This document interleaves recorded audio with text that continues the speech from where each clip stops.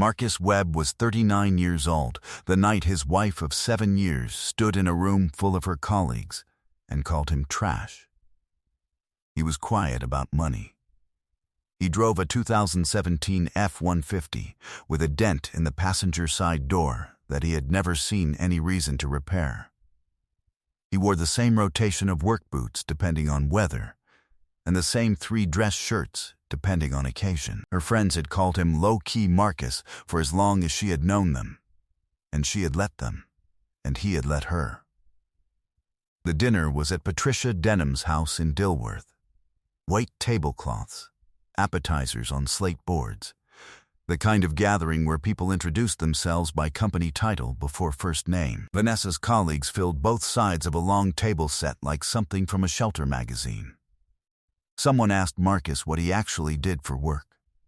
Before he could answer, Vanessa placed her hand flat on the cloth and said, "He fixes things. He's always been more of a blue-collar type." She smiled when she said it. Derek Ashford, her boss, a broad man in a made-to-measure shirt who laughed a half-beat too loud for the room, raised his wine glass from across the table. Marcus said nothing. He cut his steak. He chewed.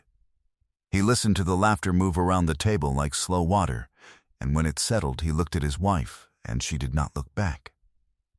What Vanessa did not know, what no one at that table knew, was that $87,400 in fraudulent vendor payments had flowed through a ghost entity she and her boss had built together, and that the firm quietly approving those invoices had been backed for 6 consecutive years by a holding company with one silent majority partner, the man eating steak at the foot of the table. At 11:47 that same night, Derek Ashford sent Vanessa a text message. 6 words. The kind of 6 words that do not require punctuation to be understood as catastrophic. What happened next would dismantle everything Vanessa thought she had built. Before we jump into the story, comment where in the world you are watching from, and subscribe, because tomorrow's story is one you need to hear. Charlotte was gray and quiet in those early November mornings, the sky the color of old concrete, sitting low over the city like something that hadn't decided yet whether to speak. Marcus was up at 5:30. He ground the coffee beans by hand, a ritual his grandmother Edna had installed in him as a small boy. The slow turning of the wooden handle, the smell that arrived before the light did, and he stood at the kitchen island with the mug cradled in both hands while the house settled around him in the dark. He had built that kitchen island himself. Solid Brazilian cherry, tongue and groove, sealed with 2 coats of mineral oil and 1 coat of patience. 3 weekends of work in the first autumn after they moved in, while Vanessa was visiting her mother in Greensboro. When she came back and saw it, she said it looked good and moved on to the mail sitting at the counter's edge. He had understood something in that moment. He had folded the understanding quietly and returned to the work. His grandmother Edna used to say, "Baby, let them underestimate you. That's when you do your best work." He heard her say it most on mornings like this. Vanessa came downstairs at 7:15 in a blazer that still carried the faint crease of a dry cleaning tag she hadn't fully removed. She picked up the travel mug he had already filled and set at the counter's edge, the same small gesture he had made every morning for 6 years. The kind of thing that outlasts the feeling it once came from. And she checked her phone before she looked at him. "You were quiet last night," she said. "I'm quiet most nights," he said. She smiled without raising her eyes from the screen. A notification arrived. Her phone tilted, one seamless practice degree away from him. Not dramatic, not furtive, just the quiet adjustment of someone who had been making it long enough to stop noticing they were. Marcus had met Vanessa 7 years ago at a Habitat for Humanity benefit gala downtown that his firm had co-sponsored, an event he had not planned to stay at past the first hour. He stayed because of her laugh, the real one, the one she used before she learned to manage her expressions for rooms. She had asked him 3 questions about structural load transfer, and actually sat with the silence while he answered them. And that silence, the real kind, the kind that meant she was listening and not waiting to speak, had been the thing that undone his careful distance. He had spent the next 3 months convincing her he was worth the trouble, and the years after that being exactly that. He understood now that at some point she had stopped believing it. He was still working out when. He rinsed his mug. He walked to the coat closet near the garage entrance and opened it without ceremony. On the top shelf, behind a shoebox of tangled power cords she had never once touched, sat the black leather portfolio he had kept there for 14 months. He checked the tab on the top document without fully removing the folder from the shelf. Stamped, dated, notarized in 3 places by the same woman who had notarized his grandmother's church documents 20 years before. He closed the closet door. He was a structural engineer by training and by temperament. He did not build without understanding what a structure was holding. He did not pour a foundation before he understood what it would be required to bear. He had never in his professional life confused urgency with efficiency, and he had never once skipped a step to arrive at an answer faster. He was not yet in a hurry. 3 mornings after the dinner at Patricia Denham's house, his cell phone rang at 6:45, not his regular number. The other one. Raymond Okafor was his financial attorney, a deliberate man with wire-rimmed glasses who had helped Marcus structure Ironclad Development Group 6 years ago, and who operated with the particular discretion of someone who understood that the value of silence was compounding. Raymond did not call before 7 for anything that could wait. "Marcus," he said, "you need to come in. Something has moved." He arrived at Raymond's office on South Tryon at 8. The city was still gathering itself, the streets carrying the quiet of early ambition in the cold.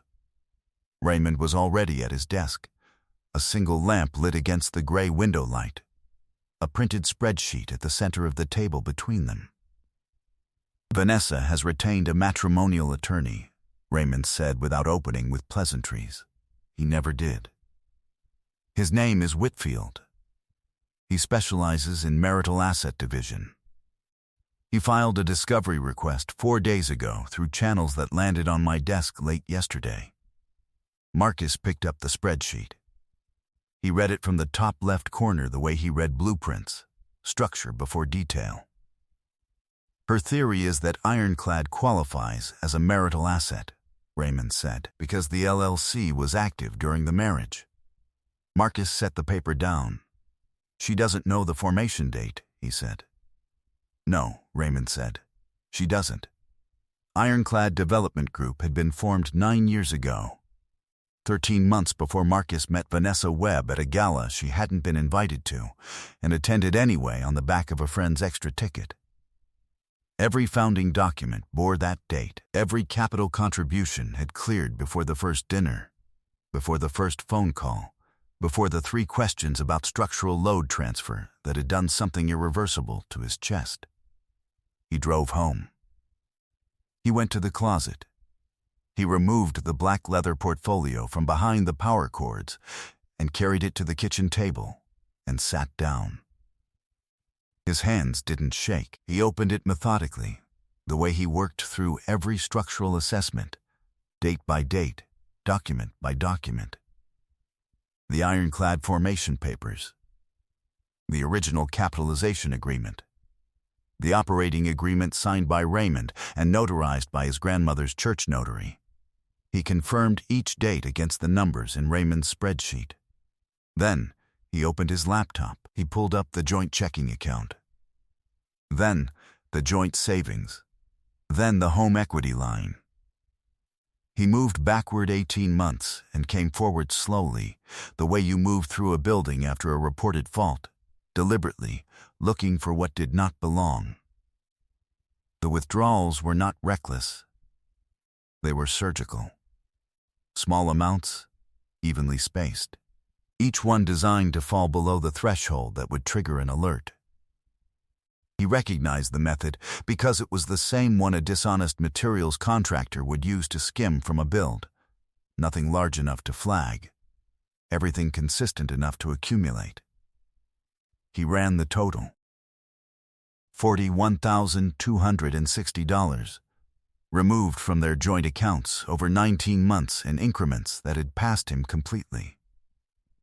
He moved with the same deliberate calm that defined all his actions.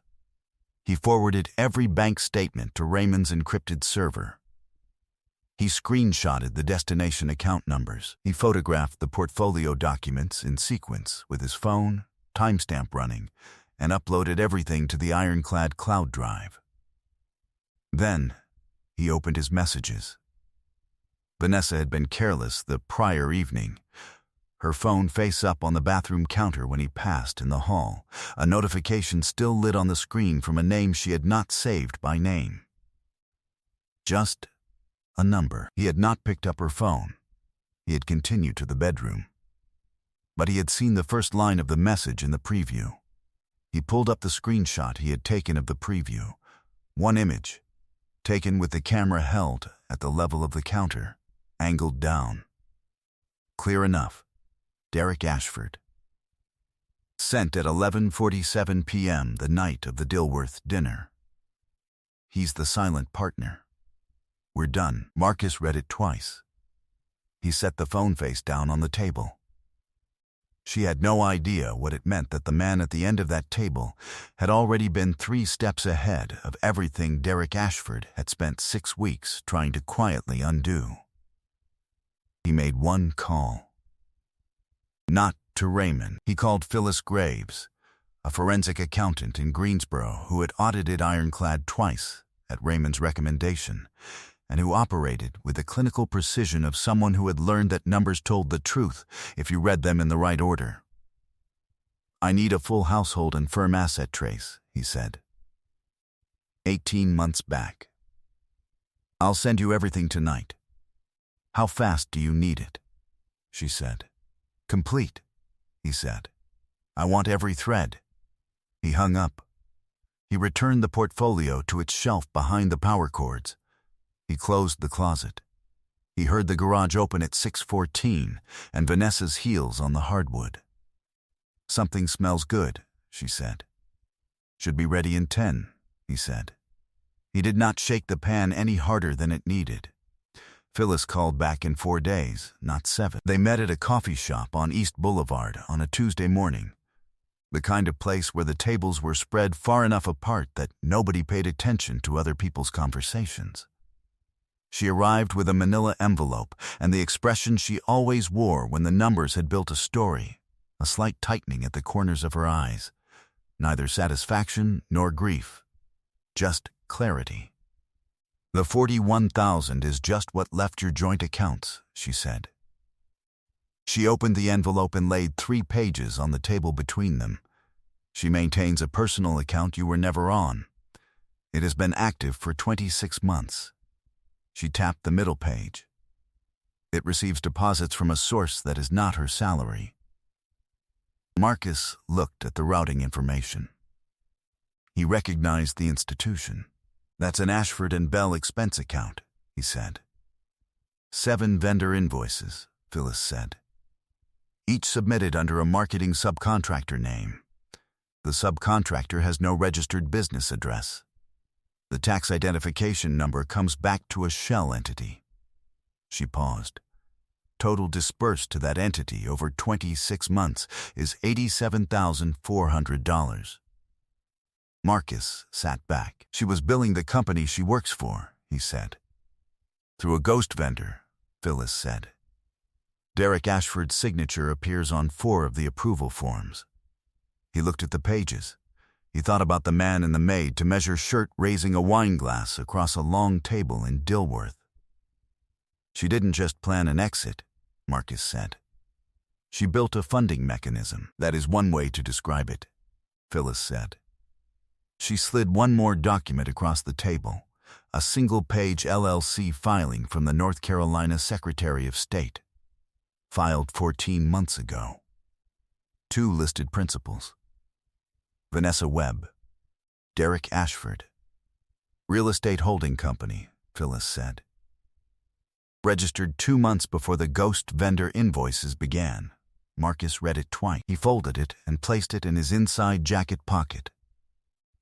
"This is complete," he said. "The financial picture is," she said. "You'll want your attorney for the rest." He called Raymond from the parking lot. Raymond brought in Brenda Calloway 3 days later. She had spent 22 years in Mecklenburg County handling matrimonial fraud and financial litigation. A woman who wore reading glasses on a beaded chain, and who had the manner of someone who had stopped being surprised by human behavior sometime around 2006. She reviewed Phyllis's findings across the conference table in Raymond's office, without changing her expression once. "The ghost vendor structure is clean evidence," she said. "Combined with the undisclosed LLC, the patterned marital withdrawals, and the fraudulent expense approvals, you have multiple points of exposure: fraud, breach of fiduciary duty, fraudulent concealment of marital assets." She looked at Marcus over the glasses. "We move first. She doesn't get to set the terms." "What about Ironclad?" Marcus said. "Pre-formation documentation is unimpeachable. Her attorney's theory falls apart the moment we produce your founding date." She set down her pen. "There's one more thing." She slid a document across the table. An internal memo from Ashford and Bell, dated 9 days prior. A board restructuring proposal specifically designed to dilute the Ironclad silent partnership from 41% to below 25%, which would eliminate board oversight rights under the operating agreement. "They were moving to cut your position before you could act," she said. "Whether they connected the LLC name to you personally, they knew Ironclad was the obstacle." Marcus read the memo carefully. "That changes now," he said. Brenda looked at him steadily. "What do you want to do?" "I want to call a board meeting," Marcus said. "Majority silent partner has that right under Section 7.4 of the operating agreement." She made a note without hurry. "I'll contact Ashford's office this afternoon," she said. Real Power operated in quiet rooms. That Sunday, Marcus drove to his Uncle Jerome's house in Gastonia. Jerome Webb was 67 years old, a man who had spent 30 of those years running a small contracting business that built honest things and charged honestly for them, and never expanded past what Jerome wanted it to be. Because Jerome had always understood that integrity and scale were not the same ambition, they sat on the back porch with coffee while the afternoon cooled, the way they had sat when Marcus was 14 and Jerome was explaining what a structural load was and why knowing it changed how you moved through the world. Marcus told him most of it. Enough, Jerome was quiet for a while. He watched a cardinal land on the fence post at the edge of his yard and sit there like the air around it belonged to it. "Your grandmother used to say trouble comes in patterns," Jerome said, "never in isolation. First thing breaks, you go looking for the second." "I found it," Marcus said. Jerome nodded slowly. "You know what I used to tell my crews when a job went sideways? The crack isn't the problem. The crack is just where the problem decided to introduce itself." Marcus turned that over. "The problem started before I noticed," he said. "Most do," Jerome said. "That's not on you. Question is what you do once you see the whole foundation." He set down his mug. "You see it now?" "All of it," Marcus said. They sat another hour. Marcus drove back to Charlotte without the radio on. That week and the next, he came home at his usual time every evening. He cooked twice. He asked how work was. She said busy. He said that was how it went. He passed the remote. He made sure the travel mug was filled and set at the counter's edge each morning. She noticed nothing different. She was rehearsing her own future so intently, she had stopped reading the room she was already standing in. He read the room. That was his profession. That was always the work. He drove each morning with the black leather portfolio resting on the passenger seat, where the dent was, where no one had sat for very long. Preparation is the work. The board meeting of Ashford and Bell Consulting was scheduled for a Thursday morning in the firm's 14th floor conference room in Uptown Charlotte. Derek Ashford had received formal notice 5 days prior, a certified letter from Brenda Calloway's office, identifying the requesting party as Ironclad Development Group, majority silent partner, exercising meeting rights under Section 7(4) of the firm's operating agreement. He had called his attorney within the hour. His attorney told him to cooperate. Vanessa had not been told about the meeting. She arrived that morning because Derek had contacted her the prior afternoon and said her attendance was needed for a marketing restructuring discussion. She had dressed for it. She had believed him. Marcus arrived at 8:55 in a charcoal suit he had owned for 3 years and never had occasion to put on. He carried a slim briefcase. He rode the elevator in silence with Brenda Calloway at his left and Raymond Okafor at his right. The conference room was already occupied when they entered. Derek Ashford sat at the far end in his usual chair, this time without a wine glass, his attorney beside him. 2 board members Marcus recognized from annual filings occupied the left side of the table. A court reporter sat in the corner chair, hands resting at her machine. And at the right side of the table, in the second chair from the end, sat Vanessa. She had been brought in on the premise of a routine discussion. She had dressed for routine. She had prepared nothing else. She looked up when the door opened. She looked at Marcus. Her expression moved through 3 distinct stages over approximately 4 seconds before she found the composure to hold still. Brenda Calloway placed her portfolio on the table and remained standing. "For the record," she said, "this meeting was convened by Marcus Webb, operating as sole principal of Ironclad Development Group, which holds 41% silent equity in Ashford and Bell Consulting, established through formal agreement 9 years ago, 13 months prior to Mr. Webb's marriage.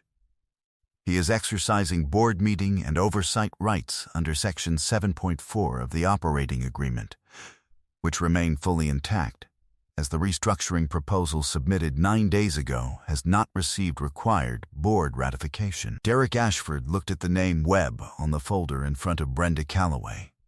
He looked at Marcus. He understood. Brenda opened the portfolio and laid the documents out in a row, one by one, with the deliberate rhythm of someone who had learned that speed undercut precision. The Ironclad formation papers, dated 9 years prior. The ghost vendor invoices, 7 documents, total $87,400. The LLC filing from the Secretary of State. 2 principals, Vanessa Webb, Derek Ashford. The joint account withdrawal records, $41,260, removed over 19 months in careful, measured increments. And finally, the unauthorized equity restructuring proposal, drafted on company letterhead, signed by Derek Ashford, submitted to the board without notification to the silent partner whose position it had been designed to remove. The room held its breath. Vanessa had not moved. Her hands were flat on the table. Her face was not the face of someone angry. It was the face of someone watching a structure they believed was solid begin to shift in ways that could not be stopped. Derek's attorney opened his mouth. "These are certified copies," Brenda said. "Originals are in escrow. These are certified copies," she repeated, without raising her voice, when the attorney moved to speak again. Marcus looked at Derek Ashford for a long, even moment. Then he spoke, and his voice carried the same temperature it always did. Unhurried, without serration, without a single raised note. "I have been a stakeholder in this firm for 6 years," he said. "I reviewed every annual report. I approved every major capital decision. I did that quietly, because quiet suited the business, and it suited me." He let the moment settle fully before he continued. "It doesn't suit me anymore." Vanessa said his name. "Lowe, the real one." "We're not there yet," he said, not unkindly. "Precisely," Brenda turned to the board members. "Ironclad is initiating a formal audit of all marketing department expense approvals from the prior 26 months, to be conducted by Phyllis Graves, CPA, Forensic Division. A civil complaint for fraudulent vendor billing, unauthorized marital asset transfer, and breach of fiduciary duty has been filed as of this morning." She looked at Derek's attorney. "Your client may want to speak with his other counsel before the close of business today." Derek Ashford sat with his hands in his lap, looking at the documents, the way a man looks when he finally understands the difference between the game he thought he was running and the one he had actually been playing in.